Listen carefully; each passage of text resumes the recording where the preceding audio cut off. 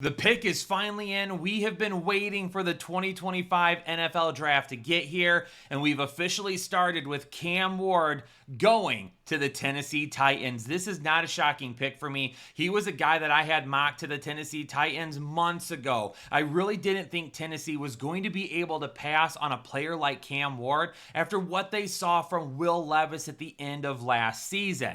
Now with Cam Ward, what do we expect from him? Is he going to be a starter right away? Yes, I think so. Is he going to be a high upside fantasy player right away? That is where I would maybe take a little bit of a step back and say, not so fast. Cam Ward to me is more of a QB2 in 2025. Now, we've seen some high upside quarterback play from rookies in past seasons. Jaden Daniels last year. But to me, he feels a little bit more like a Caleb Williams potential, where yeah, he's going to have some QB1 weeks.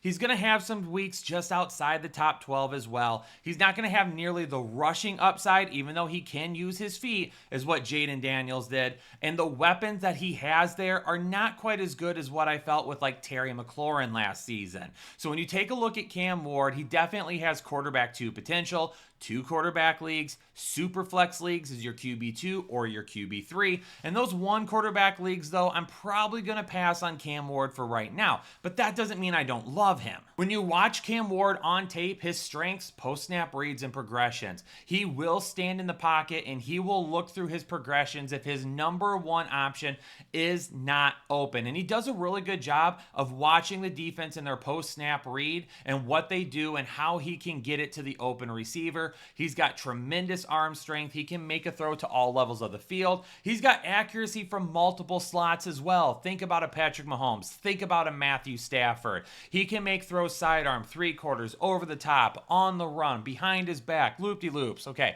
getting a little out of control there, but you get the picture. Cam Ward, absolutely accurate from all levels of the field. He does have some inconsistent mechanics. He does sometimes with those throws that he makes from his side and things like that, he makes those when he really doesn't have to sometimes. So if he's got a clean pocket and he can just keep his mechanics the same, throw the football, sometimes he will try to drop it down or he'll do some different things, stay more consistent with the mechanics. And then if you need to improvise outside the pocket or when you step up and things like that, that's always okay. He is a little quick to leave the pocket at times. So when I watch him, his post-snap reads and progressions are really good when he has a chance to stand there and go through them. But if he feels a little bit of pressure, sometimes he will get out of there a little bit too quickly and try to make a throw on the run. And that's where we need Cam Ward to just work on some things with his mechanics, stay in the pocket, trust his offensive lineman, step up if he needs to, and trust his arm to make the throws. Ward could be a superstar NFL quarterback.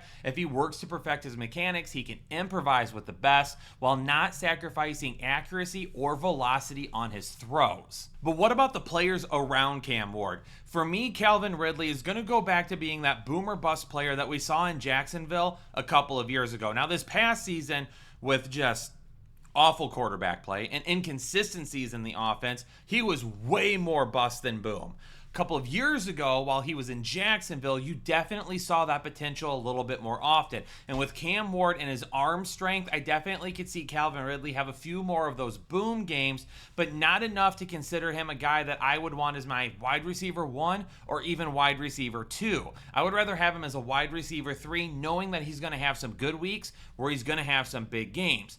Tyler Lockett, for me, just signing with Tennessee, I like it from a veteran standpoint, but I don't know if it's going to bring a whole lot of fantasy points with it. So that's one that I'm not super concerned about. Same thing goes for Van Jefferson. I think you're going to see some target split between those guys on and off. If Tyler Lockett is working maybe a little bit more out of the slot, and he's a guy that can mass a decent amount of volume without the big plays that we've seen in the past, maybe in PPR leagues, he's a guy that's like a flex option.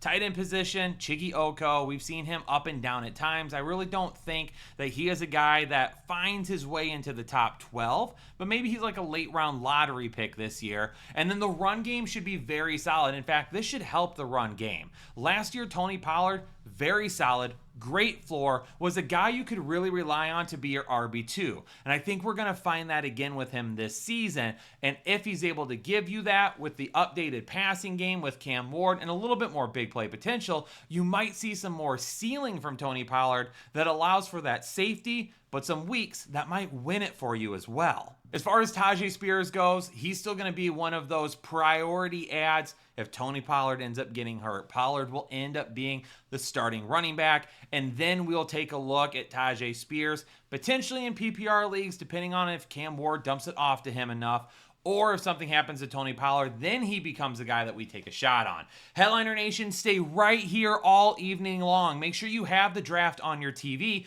but your phones, tablets, computers, whatever it may be, these videos are going to be posting all night long. Stay right here with us. We're going to be posting content the entire evening, making sure you know exactly what's going on and the fantasy repercussions from all of it. Stay safe and healthy, and I'll see you probably in just a few picks. Analytics, off the chain, all the channels, not the same.